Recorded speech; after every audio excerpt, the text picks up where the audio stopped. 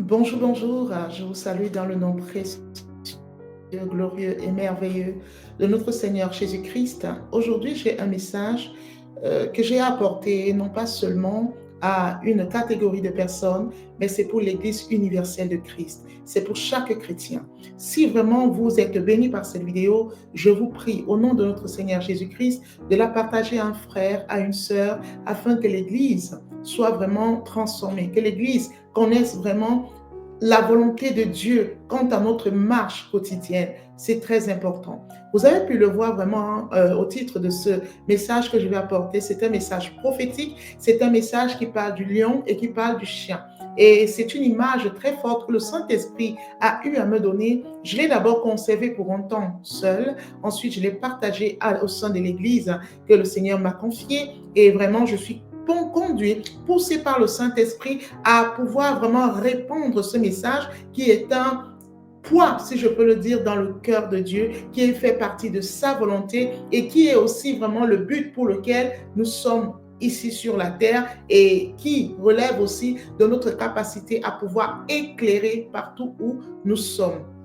Donc, je vais vraiment commencer par prier afin de pouvoir remettre ce temps entre les mains de notre Dieu d'une part et d'autre part, afin que votre cœur soit préparé à recevoir pleinement ce qui sera vraiment libéré. Parce qu'ici, ce n'est pas un message d'un homme ou d'une femme, mais c'est le message même du Père. C'est le message que le Saint-Esprit a mis dans mon cœur et seul le Saint-Esprit pourra vous convaincre de la véracité ou non de ce message. Seul le Saint-Esprit pourra, au-delà de mes mots, parce que mes mots ou alors mon terme vocal pourrait être problématique pour vous, mais je vous laisse écouter au-delà des mots, au-delà de la personne qui est en train de vous parler, mais laissez le Saint-Esprit au travers de chaque son que je vais émettre aujourd'hui. Permettez au Saint-Esprit de vous enseigner, ne vous braquez pas, recevez la parole prophétique et laissez cette parole faire de vous une personne différente, une personne meilleure, une personne selon le cœur même de Dieu.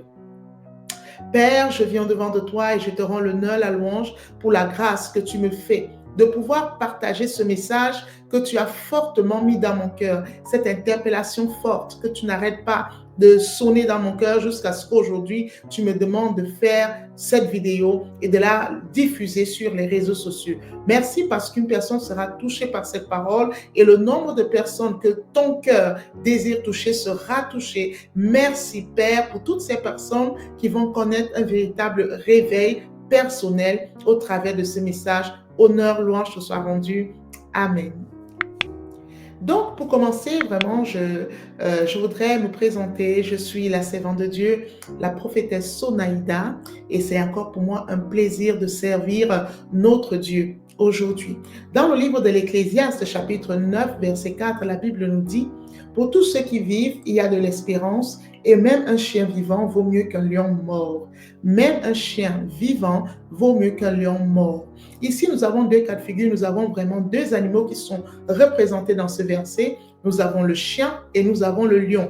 On a le chien ici qui est vivant et on a le lion qui est mort. On sait à quel point le lion peut être tenace. On sait les caractéristiques et je vais encore vraiment les étayer ici. On sait les caractéristiques profondes du lion, et glorieux même si je peux le dire du lion.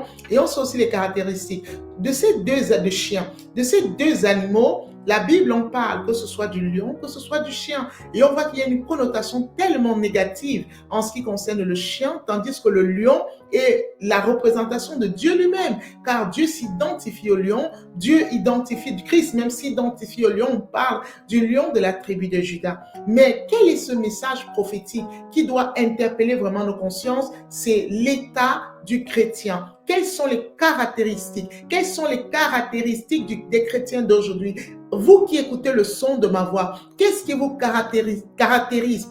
Est-ce que vous reflétez vraiment les caractères du lion ou alors le caractère du chien? Et à la lumière de ce verset que je venais de lire, le Seigneur est en train de me dire qu'en chacun de nous, nous avons le lion et le chien. Donc, nous avons ces caractéristiques. Donc, si on peut vraiment voir, vous savez que notre corps est vraiment comme une maison. Et à l'intérieur de cette maison, il y a donc ce qui relève de notre propre personne. Il y a donc le chien et le lion. Et Évidemment que ce n'est pas possible que ces deux animaux puissent cohabiter. Parce que imaginez que dans une cage de lion, on vient et on met un chien.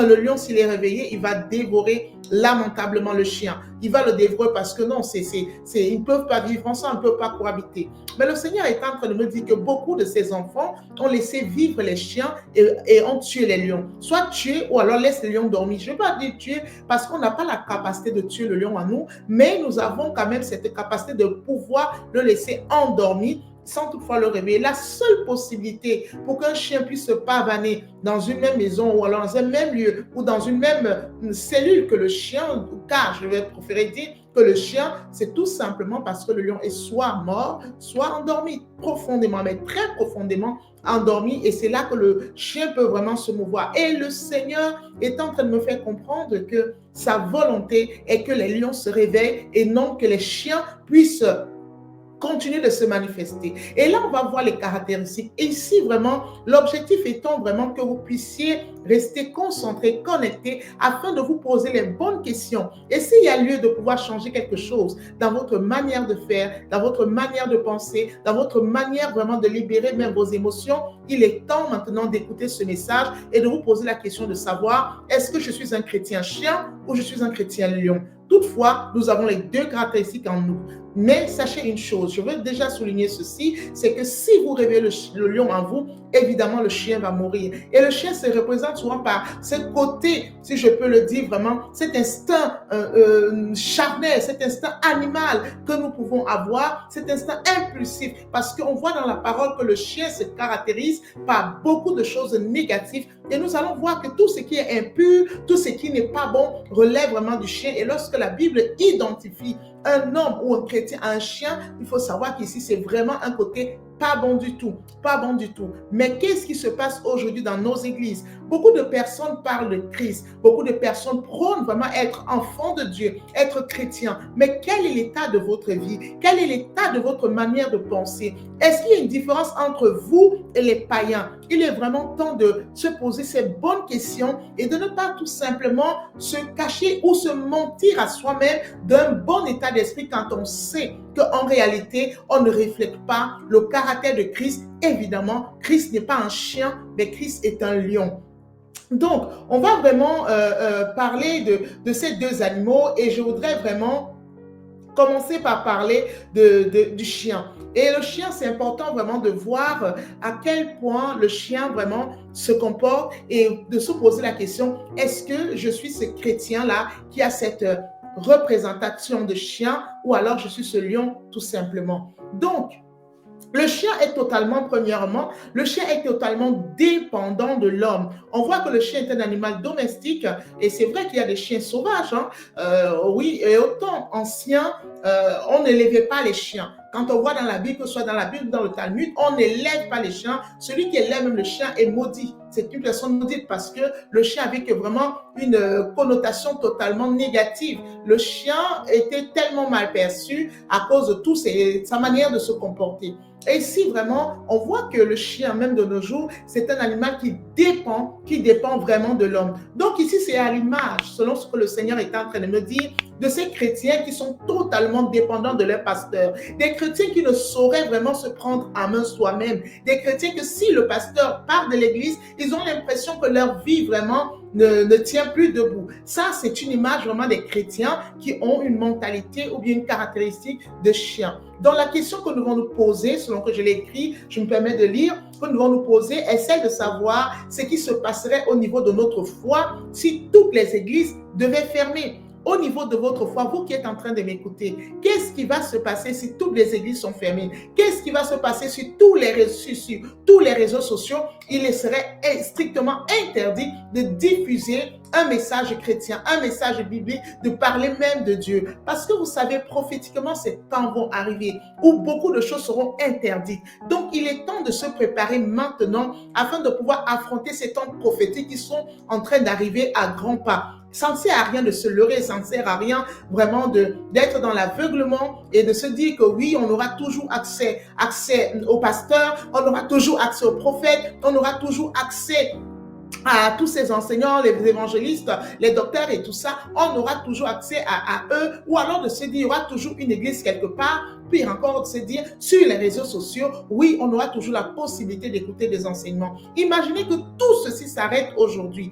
Quel sera votre foi, à quel niveau? Est-ce que vous pourrez vraiment vous en sortir seul, ou alors vous êtes vraiment à l'image de ce chien qui dépend totalement de l'homme, qui a besoin vraiment de la présence de l'homme, qui se sent en quelque sorte perdu? Lorsque vous voyez des chiens qui sont vraiment dans les rues, qui n'ont pas de maître, ces chiens sont vraiment perdus. On a l'impression, même si on voit leur grand gabarit, peuvent être costauds et tout, mais on a l'impression que ce sont des chiens perdus. Ne soyez vraiment pas ce type de personnes, ce type de chrétiens, des chrétiens vraiment qui ont cette caractéristique de chien, mais le but étant de pouvoir accepter d'abord notre état en tant que, si nous reconnaissons que oui, ici, nous avons une mentalité de chien, c'est important de reconnaître cela parce que ce n'est qu'en reconnaissant qu'on peut faire le pas en avant. Sachez-le donc, on a vraiment ici quelques points que la Bible souligne. Donc, dans la Bible, les chiens sont dépeints négativement et ils sont principalement associés à la violence, à la malpropreté, à la prostitution même aussi, on le verra dans certains versets bibliques. Donc, dans la Bible aussi, l'image du chien est utilisée pour décrire des hommes impurs. Peu importe notre considération, on peut se dire aujourd'hui, oui, le chien est un animal domestique, il est avec nous, ainsi de suite, le chien peut sauver. Ici, vraiment, je suis en train de parler d'une vision totalement spirituelle et d'un état d'esprit qui est parfois similaire au chien, bibliquement parlant. Donc, dans le livre de Deutéronome, chapitre 23, verset 18, voici ce que la Bible nous dit. Tu n'apporteras point dans la maison de l'Éternel ton Dieu le salaire d'une prostituée, ni le prix d'un chien. On voit ici qu'on les mélange un peu tout par deux, dans la prostituée et le chien. Et on est d'accord que le chien fait partie de ces animaux qui ne savent pas reconnaître leur partenaire. Le chien n'a pas un partenaire approprié. Le chien parlait avec tout le monde. Le chien était un animal très prostitué. Moi, je me rappelle dans mon enfance, il y a les chiens en liberté. Et le chien peut voir telle femelle, il va après cette femelle, après cette chienne. Et parfois, on le voit le chien qui s'expose parce que parfois, même dans cet acte sexuel que le chien a, il a du mal à ressortir de la chienne. Et on voit vraiment à quel point il y a cette humiliation même dans ce qui relève de la sexualité. Le chien est vraiment cet animal qui peut aller partout avec tout le monde. Donc, quand on dit partout, c'est-à-dire avec n'importe quel chien, quelle chienne. Donc, s'il voit une chienne aujourd'hui, il va avec l'une autre demain et ainsi de suite. Ce vagabondage sexuel-là, ça relève vraiment de cette mentalité de chien. Et parfois, on voit des frères dans le Seigneur qui se disent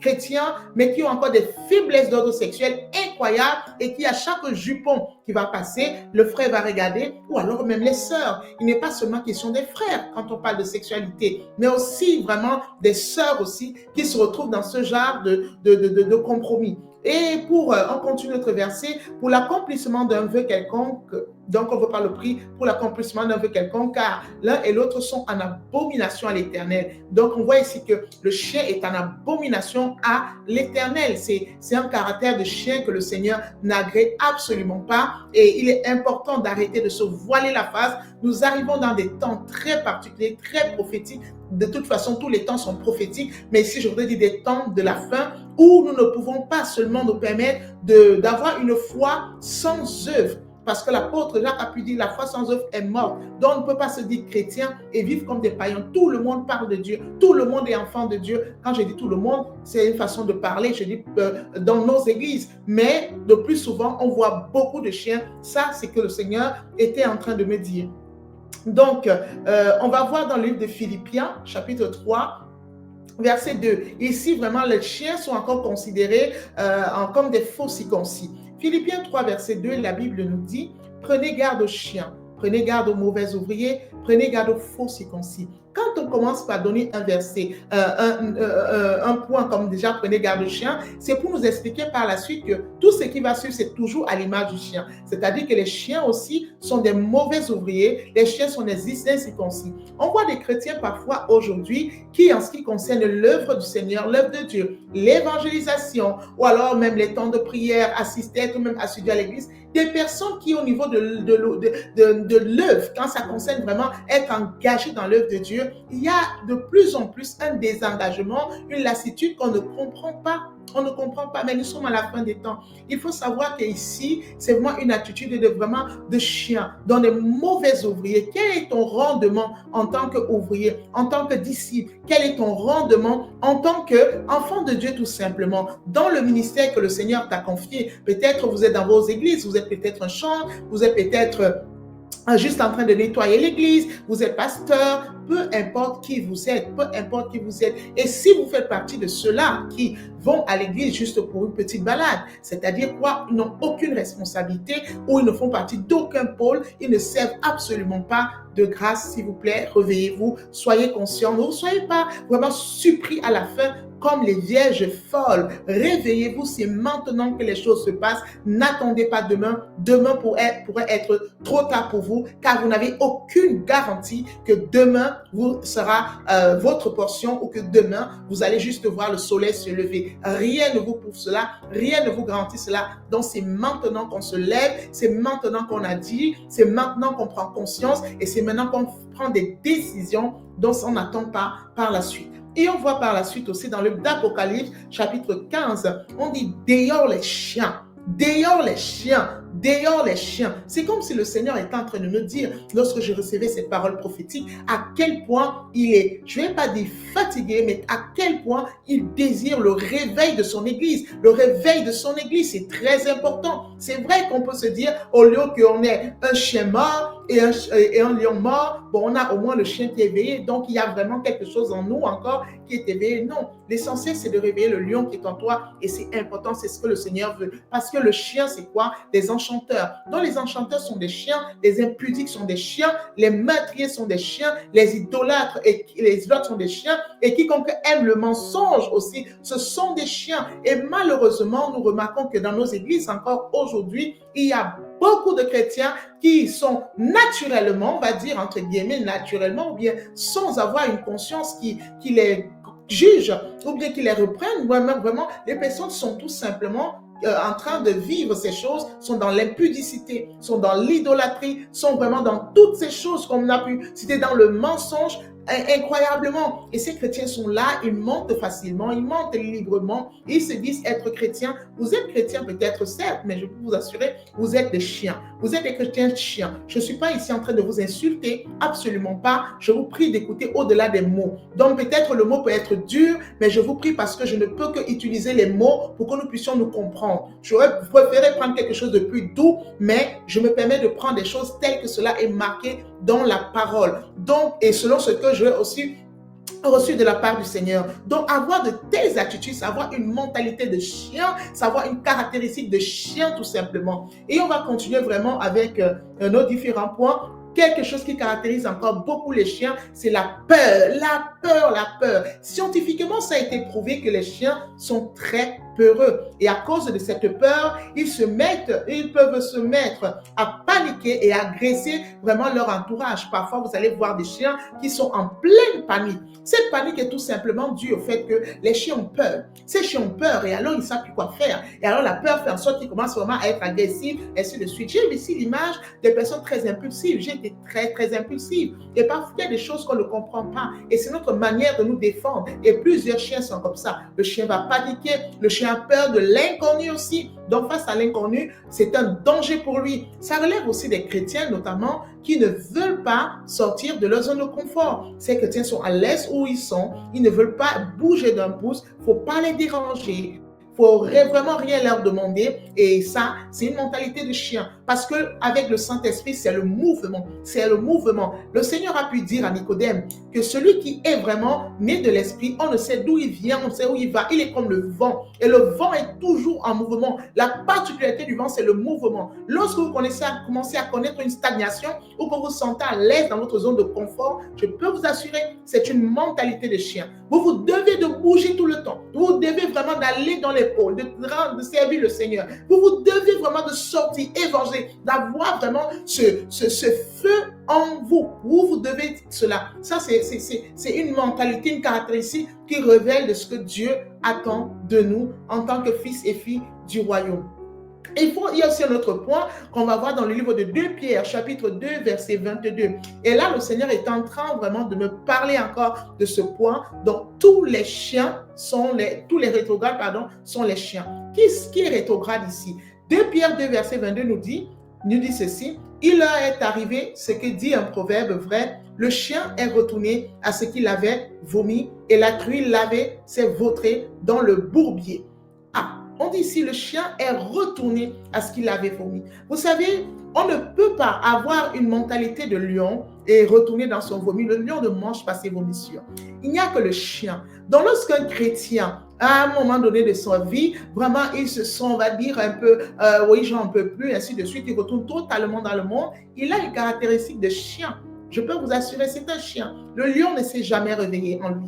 Le lion ne s'est jamais réveillé. Le lion ne peut pas se réveiller en vous et vous manifester toujours une caractéristique de chien et vous retourner dans ces choses que vous avez laissées tomber. Et il y a beaucoup de chrétiens qui retournent toujours dans les péchés qu'ils ont abandonnés. Vous savez, on justifie cela par, on va dire, oui, nous ne sommes que des hommes et tout. Non. Nous sommes des dieux. Le Seigneur dit de nous que nous sommes des dieux. Nous sommes fils et filles de Dieu très haut. Et avoir une mentalité qui va toujours dire, se donner des excuses, se trouver 10 000 excuses, dire que oui, je dois pratiquer délibérément le péché parce que non, absolument pas. Vous n'aimez pas le mensonge, mais vous vous retrouvez tout le temps en train de tomber dans le mensonge, et ainsi de suite. En réalité, on ne force rien. Vous savez, on ne force pas la vie chrétienne. Absolument pas. C'est naturellement que les choses se font. Mais lorsque les choses ne sont plus naturelles, ici, on doit se poser les bonnes questions et de se dire, est-ce que le lion en moi est réveillé ou je suis tout simplement en train de manifester cette nature du chien et de telle sorte que j'ai du mal à abandonner quelque chose une bonne fois pour toutes. Je vomis le mensonge et je retourne encore dans manger ce mensonge. Je vomis l'impudicité et je retourne encore manger cela. Je vomis ici la masturbation et je retourne encore manger cela. Et ainsi de suite, et ainsi de suite, et ainsi de suite. La vie chrétienne est la vie la plus simple, la plus facile. Lorsque vous commencez à trouver la vie chrétienne difficile, beaucoup trop contraignante, c'est tout simplement parce que votre nature de lion ne s'est pas du tout réveillée. Et nous allons parler du lion tout à l'heure. Donc, on va vraiment parler d'un point que le Seigneur a eu à me dire. C'était très fort dans mon esprit. Et le Seigneur vraiment me parlait de manière, je ne vais pas dire dure, mais je sentais à quel point la chose était fortement dans le cœur du Père. Et c'était en ce qui concerne vraiment les églises. Dans les églises, le Seigneur me disait que les églises sont envahies des chiens dressés. Des chiens dressés qui sont des chiens dressés. Quand on parle de chiens dressés ici, vous savez, le chien par nature a une certaine manière d'agir. Et lorsque un maître chien prend un maître, commence à dresser, le chien dresse, le chien va vraiment se comporter comme le maître veut qu'il se comporte. C'est un peu ça. Et le chien va vraiment agir comme le maître veut. Si le maître dit debout, le chien dit se lève. Le maître dit assis, le chien va s'asseoir, il va prendre cela, va manger dans telle assiette, il va prendre et ainsi de suite. En quelque sorte, c'est comme si le chien n'a même pas sa personnalité. Le chien vraiment va se refléter à son maître, tout simplement. Donc, tel le maître est, tel le chien sera. C'est-à-dire quoi? Si un maître est vraiment méchant, il sera capable de dresser un monstre en tant que chien. Et le chien va se comporter selon ce que le maître va lui dire. C'est pourquoi parfois, lorsqu'on voit des chiens qui sont agressifs, et notamment ici en Europe, la première responsabilité ne revient pas au chien, mais au maître. Et c'est pourquoi, si on vient maintenant parler en ce qui concerne les enfants de Dieu, on va se rendre ici compte qu'on a apporter un enseignement au peuple de Dieu de telle sorte que les enfants de Dieu ne se sentent pas responsables de leurs actes. On va accuser les sorciers, on va accuser un tel, on va accuser, et on va vraiment se dresser à l'image de ce que le pasteur va dire. Écoutez ce que la Bible dit dans le livre de Matthieu chapitre 15, verset 27. Oui, Seigneur, dit-elle, mais les petits chiens mangent les miettes qui tombent de la table de leur maître. C'est-à-dire que tel le maître est, tel aussi vraiment le petit chien va être tout simplement parce qu'il mange ce que le maître lui-même il mange. Donc, c'est un peu ça. Et ici, c'est qui les dresseurs de chiens? Ce sont les enseignants de la parole, ce sont les prédicateurs, ce sont les évangélistes, ce sont tous ceux-là qui se lèvent et qui apportent, qui ont vraiment une troupe ou bien une foule de personnes ou quelques personnes qui sont en train de les suivre. Donc, c'est un peu ça. Donc, le Seigneur est en train de me dire ceci. Plusieurs serviteurs de Dieu se conduisent envers le peuple de Dieu comme des dresseurs de chiens. rendant ainsi le peuple de Dieu totalement dépendant d'eux, totalement dépendant. On ne se doit pas, en tant que responsable spirituel, de rendre les enfants de Dieu dépendants de nous. Et aujourd'hui, on voit beaucoup de chrétiens qui sont dépendants de leur pasteur, dépendants de leur leader spirituel, de telle sorte que leur vie sans leur pasteur, ça n'a pas de sens, ça ne devrait pas être ainsi. Absolument pas. Chaque chien est le reflet de son maître. Donc, si le maître est violent, il peut faire de son chien un monstre. Et si le maître est intelligent, il est patient, il peut faire aussi de son chien, on va dire, un ami fidèle, doux et ainsi de suite. Donc, peu importe que ce soit un chien bien dressé ou un chien mal dressé, c'est-à-dire un chien méchant ou un chien vraiment qui est tout simplement un ami, ce n'est pas la volonté du Seigneur. Le Seigneur ne veut pas qu'on se fasse dresser, absolument pas, absolument pas. Ce n'est pas ce que Dieu veut. Donc, le chrétien des chrétiens qui sont perdus sans leur pasteur, Dieu n'en veut pas. Dieu ne veut pas ça, n'attend pas ça de nous, absolument pas. Ce que Dieu attend de nous, c'est vraiment cette indépendance-là, et je vais en parler. Donc, on n'a pas en tant que serviteur de Dieu, parce que moi-même, je suis visionnaire d'un ministère qui a aujourd'hui plusieurs églises, je rends grâce au Seigneur, mais le Seigneur m'a repris personnellement. Le Seigneur m'a dit ceci: je ne t'ai pas envoyé vraiment dresser les chiens. Je ne t'ai pas envoyé pour dresser les chiens, mais pour réveiller les lions. Pour réveiller les lions. Je ne t'ai pas envoyé pour dresser les chiens, pour réveiller les lions. Et il faut savoir que nous, en tant que leaders, nous avons cette responsabilité, non pas de rendre des chrétiens comme des chiens dressés qui vont dépendre de nous, mais de réveiller la nature divine qui est en eux. Et c'est cette nature de lion. C'est cette nature de lion. C'est un peu ça. C'est très important. Donc, il faut savoir que parfois les chrétiens, le Seigneur me disait que parfois les chrétiens sont ainsi, ils obéissent sans comprendre. Le chien ne va pas réfléchir, hein. Vous savez, le chien ne réfléchit pas. Si le maître te le dresse et lui demande de s'asseoir, il s'assoit. Se lever, il se lève. Fais ceci, il fait. Va là-bas, il va. Il ne pose pas de questions. Je ne suis pas ici en train d'encourager la désobéissance aux responsables spirituels, parce que la désobéissance n'est pas le problème, absolument pas. Mais c'est le fait de ne même plus engager sa réflexion. Aujourd'hui, les chrétiens ne réfléchissent pas. Il y a beaucoup, on voit le réveil quand même dans certains milieux, mais il y a des milieux où les chrétiens ne réfléchissent pas. Si le pasteur va dire, j'ai vu des vidéos vraiment très choquantes où des gens partaient manger des herbes, même dans les actes prophétiques, mes bien-aimés, il faut réfléchir. Je suis une prophétesse et je fais beaucoup d'actes prophétiques, énormément. Et je dis toujours à ceux qui me suivent, je leur dis toujours, vous devez de comprendre, parce que même le mystère, le miracle est réalisé par notre conscience aussi. Si nous ne sommes pas conscients des actes que nous posons, en réalité, c'est vraiment de la bêtise, tout simplement. Un acte prophétique qui est respecté, qui est vraiment dans les règles, dont notamment le fait que j'ai la foi et j'ai la conscience de ce que je fais, donc je fais avec une pleine conscience. Et je ne peux pas faire des choses avec une pleine conscience sans comprendre ce que je fais. Regardez ce que le Seigneur a dit en ce qui concerne les 4 cœurs quant à la semence. Il y a un seul cœur qui a porter du fruit. Et il a porté du fruit, pourquoi? Tout simplement parce qu'il a compris. On ne peut pas faire des choses sans comprendre. Le chien n'a pas besoin de comprendre. Il ne se pose même pas cette question. Il obéit à son maître, tout simplement. Il obéit, il fait ce qu'on lui demande de faire. Mais ce n'est pas ce que le Seigneur attend de nous. Absolument pas.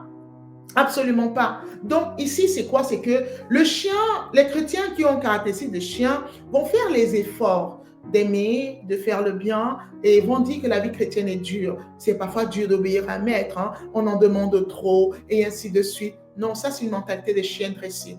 Mais lorsque la nature du lion se réveille en nous, je peux vous assurer, il y a des choses que on ne demande pas au lion. Il y a des choses que le lion n'a pas besoin de quoi que ce soit. Le lion n'a pas besoin qu'un maître vienne lui donner à manger. Les seuls lions qui en ont besoin sont dans les cages. Mais lorsqu'un lion il est en liberté, il n'a pas besoin de cela. Le lion vraiment en liberté chasse lui-même sa proie. Il a tout un camp et tout ça. Donc ici, vraiment, je voudrais vous dire, réveillez les lions en vous. Donc avant déjà de pouvoir parler des lions, je voudrais vraiment sensibiliser les serviteurs de Dieu. Vous m'écoutez, vous êtes un leader spirituel ou vous êtes tout simplement, on va dire, même un mentor et tout. S'il vous plaît, arrêtons tout simplement d'encourager les fidèles à rester accrochés et dépendants de nous. Nous ne sommes pas les dieux du peuple de Dieu. Nous sommes tout simplement là pour l'édification. On apporte ce que Dieu nous a demandé d'apporter. On aide ces lions vraiment à se réveiller et à pouvoir dépendre non pas de nous, mais de Dieu, et de pouvoir vraiment manifester, car chacun a en lui un potentiel énorme, et parfois on étouffe ce potentiel en laissant les gens dépendre de nous. Ce n'est pas du tout bon, absolument pas. Donc maintenant, il faut réveille le lion en toi. Christ est un lion, Christ n'est pas un chien, il est un lion. Christ en toi est un lion, il n'est pas un chien. Donc les dieux sont des lions et non des chiens. On ne peut pas dire que nous sommes des dieux et avec une mentalité de chien. Quel genre de chien? Non, absolument pas. Les dieux sont des lions et non des chiens. Les lions ne forcent rien. Les lions ne forcent rien. Par nature, ils sont responsables. La nature d'un lion est une nature responsable. Vous savez, dès qu'un bébé lion a un lionceau, il atteint un certain âge, surtout pour les mâles, un certain âge, dès qu'il a l'âge vraiment de la sexualité, qu'est-ce qui se passe? Il est chassé vraiment de la troupe parce que les lions vivent en troupe. Il est chassé de la troupe pour aller vraiment être indépendant. Mais parfois, on voit des serviteurs de Dieu qui veulent rester accrochés avec leurs fils et filles spirituels. Ça devient comme si ce sont vraiment eux qui les ont créés. Non, non, non, non. Dieu nous utilise. Moi, je bénis le Seigneur parce que le Seigneur est en train de m'enseigner aussi en tant que leader et je me dis, quand mes enfants spirituels atteindront un âge où ils veulent vraiment partir, ils sont libres de partir et il faut laisser les gens partir pour aller créer leur propre univers, parce que chacun a sa responsabilité. Ça ne sert à rien de laisser les gens s'agripper à vous comme si vous êtes des dieux sur terre. Non, nous ne sommes pas des dieux sur terre. Quand je dis des dieux, nous sommes des dieux fils de Dieu, mais nous ne sommes pas les dieux des autres. Donc de la même manière que je suis un Dieu parce que je suis fille de Dieu, il faut savoir que mon fils spirituel, ma fille spirituelle est aussi un Dieu et qui doit se manifester dans sa destinée, dans son appel. Ça ne sert à rien de se faire, évidemment, la guerre pour rien, tout simplement. Donc, les caractéristiques maintenant du lion. Il faut savoir que le lion, la manifestation du lion ici, c'est notre nature divine. On n'apprend pas à l'enfant à respirer, naturellement l'enfant le fait. On n'apprend pas à l'enfant à manger, naturellement l'enfant le fait. Et c'est pareil pour nous. Il y a des choses qui ne s'apprennent pas. Lorsque le lion en vous sera réveillé, évidemment, il va dévorer le chien. Il va dévorer cette nature de chien. Cette nature de chien qui retourne à ses vomissures. Il va dévorer vraiment cette nature de chien qui est toujours à cette tendance de péché, cette tendance vraiment d'aller se forniquer, cette tendance d'aller faire vraiment des bassesses. Il va dévorer cette nature de chien qui est toujours là en train de vouloir mentir, en train de vouloir diffamer, en train de vouloir accuser. Cette nature de chien qui est toujours là en train de jalouser, en train de rivaliser. Cette nature de chien qui n'est rien d'autre que la nature charnelle. La nature charnelle en vous. Le lion, lorsqu'il se réveille, il dévore cela. Et vous allez vous rendre compte que parfois même, il y a beaucoup, le Seigneur me le disait, il y a encore beaucoup de serviteurs de Dieu qui ont cette nature de chien.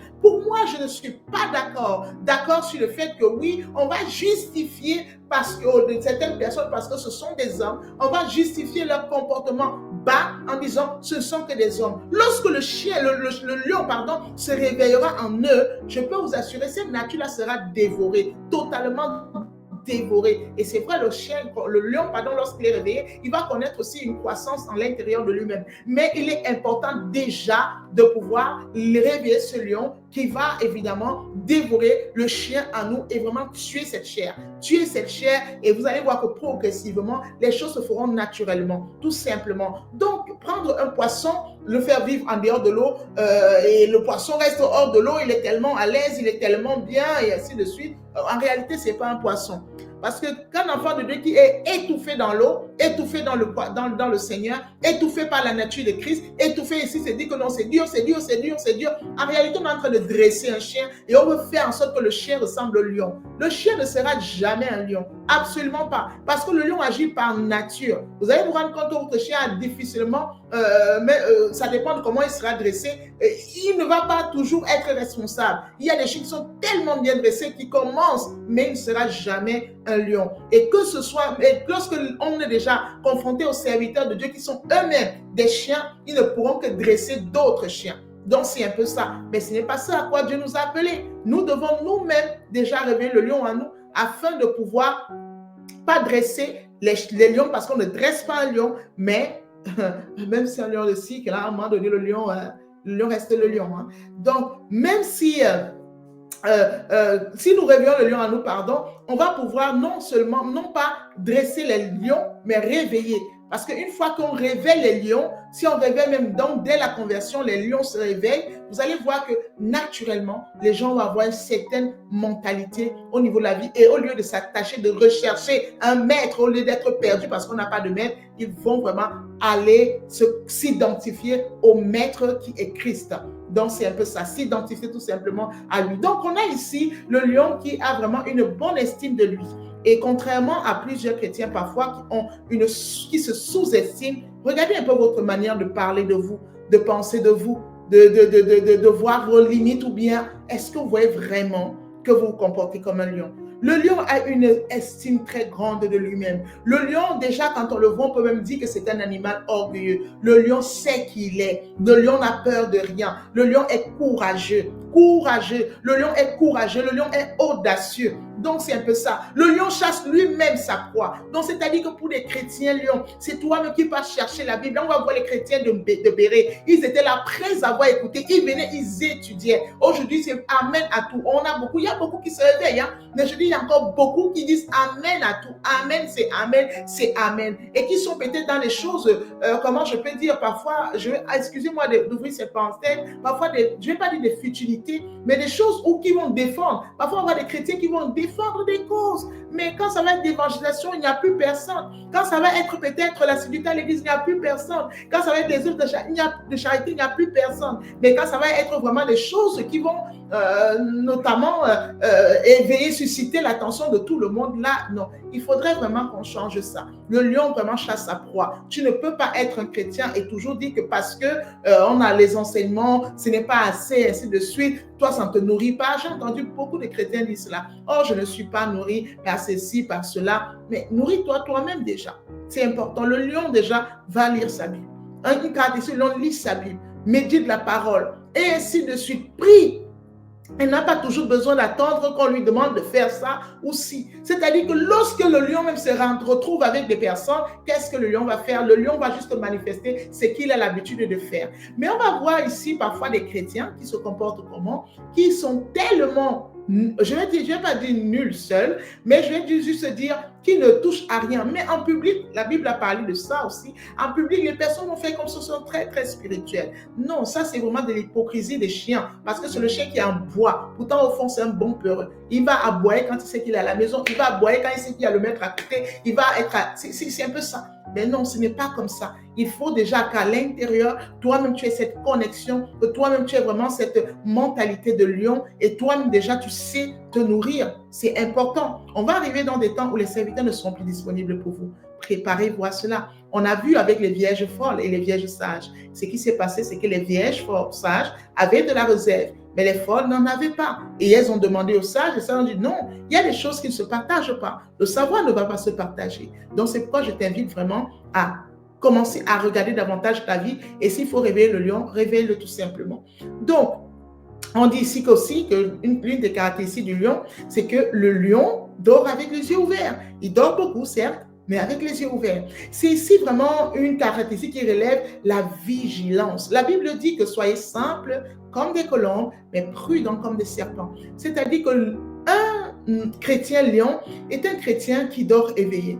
Donc, c'est-à-dire que tu dors éveillé, tu es toujours en alerte spirituellement parlant. Les choses ne te surprennent pas. Les choses ne doivent pas te surprendre. Tu dois être toujours à l'afflux des informations. Quand je dis des informations, je parle ici spirituellement parlant, en ce qui concerne ta vie, en ce qui concerne vraiment ta zone, on va dire, hein, que le Seigneur, on va dire l'héritage tout simplement que le Seigneur lui a te donné. Ta part de responsabilité, voilà, c'est ce que je voulais. Ta part de responsabilité. Mais si tu fais partie de ceux-là qui dorment au point où tu es surpris par tout, surpris par le voleur, c'est toi qui es surpris par le sorcier, c'est toi qui es surpris par la maladie, c'est toi qui es surpris par la pauvreté. Non, non, non, ça c'est une mentalité de chien. Hein. Ce n'est pas un lion, absolument pas. Le lion dort avec les yeux ouverts. Donc spirituellement, même dans le combat spirituel, il faut savoir ici que le lion, il ne se fait absolument pas avoir. Vois l'état même de tes rêves. Qu'est-ce que tu rêves? À quel point tu es pourchassé? À quel point tu es malmené? Ce sont des choses qu'on va justifier dans les églises par des enseignements qui rabaissent, mais non, n'acceptez pas ce genre d'enseignements qui vont vous rabaisser, qui vont vous faire croire que vous êtes en moins que rien, vous ne pouvez pas faire certaines choses. Absolument pas. Vous avez en vous un potentiel extraordinaire. Le lion dont je suis en train de parler est à l'intérieur de vous, tout simplement qu'il est endormi, mais vous pouvez le réveiller. Et vous pouvez, non seulement vous pouvez, vous devez, c'est votre responsabilité de réveiller ce lion. Donc, qu'est-ce que la Bible dit sur les caractéristiques vraiment du lion? Donc, les lions sont l'une des plus belles créations de Dieu, déjà. Mais en même temps, ce sont aussi des animaux très dangereux. Il faudrait vraiment qu'il y ait ce danger-là, que même si vous êtes une personne, on va dire, remplie d'amour, mais il y a derrière cet amour ce côté féroce. Féroce, vraiment. Quand je dis féroce, c'est-à-dire que le diable, quand il vous voit, il tremble. Le diable qui vous tremble, les sorciers qui vous voient tremblent, ils essayent, ils savent qu'avec vous c'est chaud, c'est impossible. Donc, les chrétiens ont, selon Dieu, les caractéristiques semblables à des lions. Et c'est ce que Dieu veut. On a cela en nous, on a cela en nous, et Dieu veut cela. Donc, le lion est symbolise vraiment l'audace, la force, l'intelligence, la diligence, le leadership et la détermination. Donc, je reprends, ce n'est pas l'intérieur, mais la diligence, l'audace, la force, la diligence, le leadership et la détermination.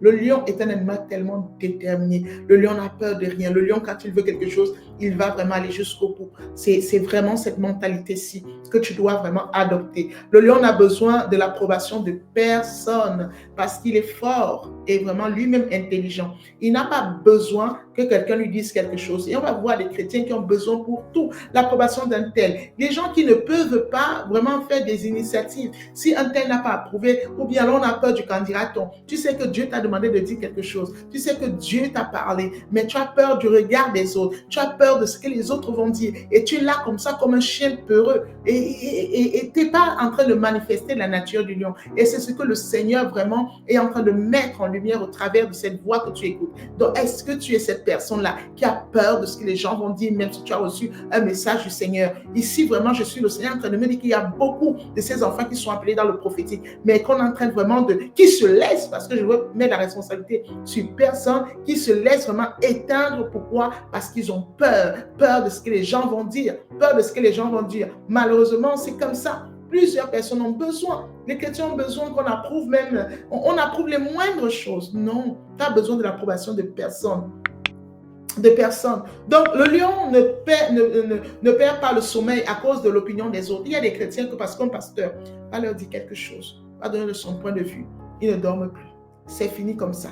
Oh, le cœur fait mal. On a dit ceci, on m'a encore dit cela. Et la personne s'affole. La personne n'a plus de paix. Tu es un chien. Excuse-moi, ce n'est pas une insulte. Mais je dis encore, j'utilise les mots pour qu'on se comprenne. C'est une mentalité de chien. Ce n'est pas une mentalité de lion. Donc, peu importe ce qu'un homme pourra te dire, que cela ne t'enlève pas le sommeil. Non, parce que le mot en lui-même ne cause pas de problème, même si le mot est méchant. Le mot en lui-même n'est pas le problème. C'est au contraire cette personne qui va te dire ce mot. Je peux dire très bien qu'il peut avoir un problème si ce mot n'est pas vrai. Mais lorsque toi, ça t'enlève le sommeil, toi, tu es encore plus fou que cette personne. Parce que le mot est neutre. Le mot est neutre. Est-ce que tu comprends? Donc, c'est très important. Donc, dans le livre de Proverbes, 30, versets 29 à 30, il est écrit, il y a 3 choses qui marchent à grands pas. Non, 4 qui se pavanent. Le lion, roi des animaux, qui ne se détourne de rien. Le lion, roi des animaux, qui ne se détourne de rien. Je vais m'arrêter ici pour ce verset. Qui ne se détourne de rien. On voit ici que face à n'importe quelle difficulté, face à n'importe quelle problématique, le lion ne se détourne pas. Le lion ne tremble pas. Le lion n'a pas peur. Le lion fonce. Donc, je veux te dire, n'abandonne pas. C'est une caractéristique du lion. Quand on voit vraiment des personnes qui n'abandonnent pas, quelle que soit l'adversité, ce sont des lions déchaînés, ce sont des lions réveillés, ce sont les lions hors de la cage. Et ne soyez pas ce lion qui se réveille, qui est dans une cage. Sortez des cages. Sortez des cages. Sortir de la cage, ça ne veut pas dire ici que vous soyez dans la rébellion. Non. Écoutez le sens de ce que je suis en train de dire. Écoutez bien le sens. S'il vous plaît. Ésaïe chapitre 31, verset 4, la Bible nous dit, « Mais voici ce que l'Éternel m'a dit. Quand un jeune lion fort se tient debout en grognant sur un mouton qu'il a tué, il n'est pas effrayé par les cris et le bruit de toute une foule de bergers. Vous comprenez? Même s'il y a des bergers. Il a vraiment remporté sa victoire. Donc, peu importe ce que les gens vont dire, lui, il va vraiment jubiler. Il n'est influencé par rien. Il n'est influencé par personne. Donc, il reste vraiment en train de crier, en train de hurler, en train de rugir pour ce qu'il venait de faire. Donc, il n'est pas influencé, il n'est pas effrayé par les cris et le bruit de toute une foule de bergers. C'est-à-dire que lorsque le lion est là, même si le berger vient, il n'a pas peur, il reste là. Il vient de remporter une victoire. Et si c'est une mentalité particulière que je ne vais pas dire que tu dois adopter, parce que si je te dis d'adopter cela, écoutez-moi très bien. Et c'est l'erreur que nous faisons. Si je te demande d'adopter cela, je suis en train de te dresser et tu es un chien. Mais je te demande de réveiller le lion. Parce que c'est naturellement que tu vas te comporter ainsi. Lorsque les choses divines ne sont pas encore naturelles en toi, c'est parce que tu es encore un chien. C'est parce que le chien en toi est tellement là, comme ça, tellement vivant et le lion est endormi. Parce que la mort est un long sommeil.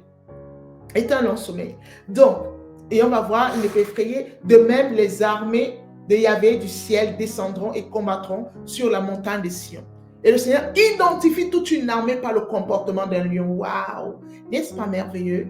N'est-ce pas merveilleux? Ne ressens-tu pas le besoin de réveiller le lion qui est en toi? Ne le ressens-tu pas? Donc, les chrétiens doivent aussi être audacieux et forts comme des lions. Ici, je répète encore, quand je dis les doivent, c'est comme si je te demande de faire ce que tu ne fais pas, tu ne dois pas faire naturellement. Non. C'est quelque chose qui doit s'éveiller en toi.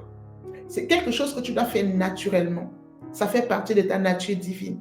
Proverbe 28, verset 1.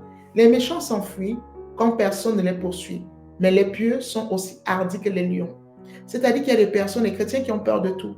On voit la mouche, on a peur. On voit ceci, on a peur. On fuit tout et n'importe quoi. On se cache de tout et de n'importe quoi. Mais quand on a une mentalité de lion, les choses sont totalement différentes. Et vraiment pour finir, Éphésiens chapitre 3, verset 12, en qui nous avons de l'audace et à qui nous avons accès avec confiance grâce à notre foi en lui. Ça, c'est la mentalité d'un lion qui n'a peur de rien. Donc, j'ai fini mon message, ce que le Seigneur a mis dans mon cœur. Je voudrais vraiment vous interpeller. Je voudrais fortement vous interpeller à manifester la nature du lion qui est en vous. Réveillez le lion. Prenez un temps. Demandez à votre Dieu de vous aider à réveiller le lion en vous. J'ai une histoire qui vient dans mon esprit. C'est l'histoire des disciples dans la barque avec Jésus. Lorsque la tempête a commencé à résonner très fort, lorsque l'eau a commencé à remplir le bateau, la Bible dit que Jésus dormait. Jésus est le lion. Et le lion était en train de dormir, tandis que le bateau était en train de couler. Le lion ne s'est pas réveillé. C'est très particulier cette histoire, mais on se dit, mais comment c'est possible que Christ dormait? Parce que c'était la responsabilité aux disciples qui sont ici l'image de cette partie humaine à nous qui doit réveiller le lion.